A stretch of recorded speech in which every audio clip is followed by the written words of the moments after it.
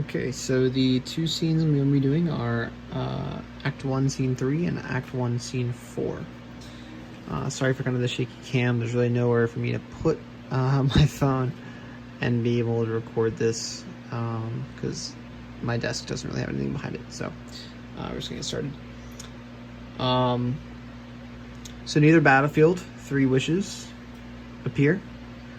One talking about coming from killing pigs, and one talking about killing a sailor whose wife just refused to share her chestnuts. And then you kind of hear the drum kick in behind, and you hear the third witch say that Macbeth is coming.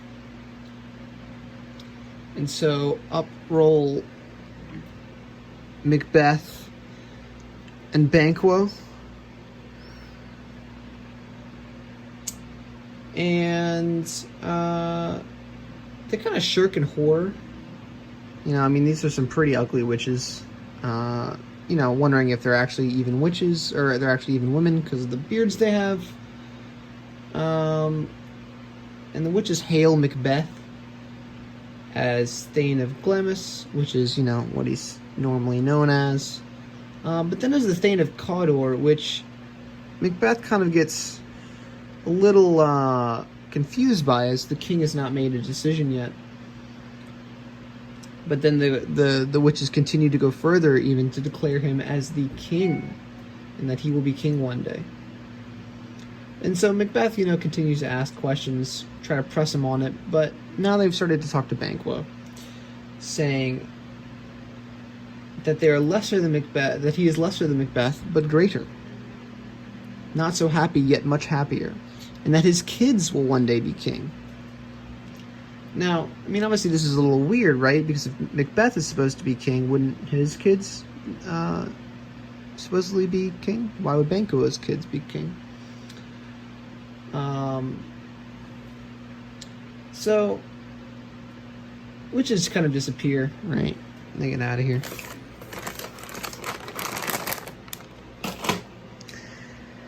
And that leaves Macbeth and Banquo to kind of just like talk over what just happened.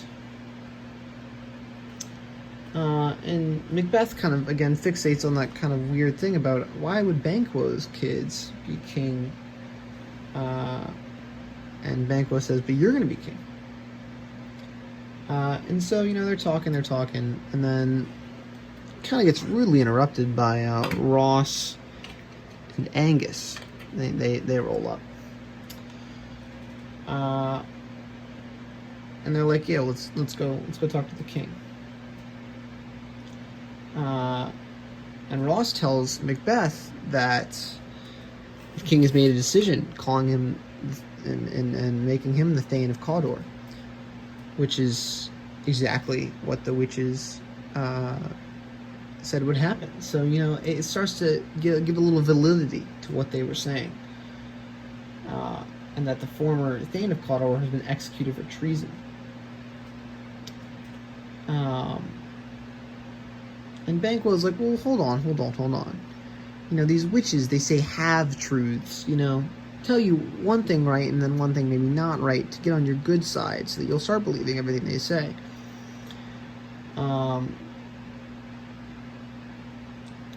And so,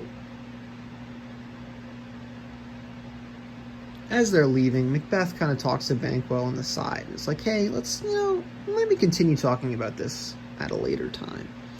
And so they exeunt. And that's where scene 3 ends. And so scene 4, we're at the palace with King Duncan. And Duncan hears reports that the Thane of Cawdor has been executed from his son, Malcolm.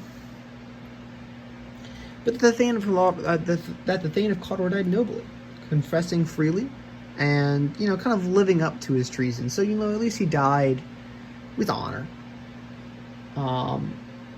But then here come the boys. Macbeth, Banquo, Angus, and Ross. And they stroll up. And Duncan, is thanking the generals for the battle that they were in. And he's really saying you guys are really quality guys, loyal. But Duncan tells Malcolm that he's going to be king one day. And Macbeth, obviously, having to please his king, is like, oh, what a great decision. I'm so happy for your son. But notes that, well, now we've got like a obstacle to getting to the throne. There's somebody in between him and the throne, and the crown. And so, Macbeth is like, well, why doesn't everyone just come to my house? We'll have some dinner. And by house, I mean castle. And so Macbeth goes ahead of the rest of the party, the rest of the royal entourage, just kind of let her know what's going on, King's arrival, and maybe tell her about some of the prophecies that the three witches let him privy to. So there ends scene 4. So those were the 2 scenes. Thank you so much.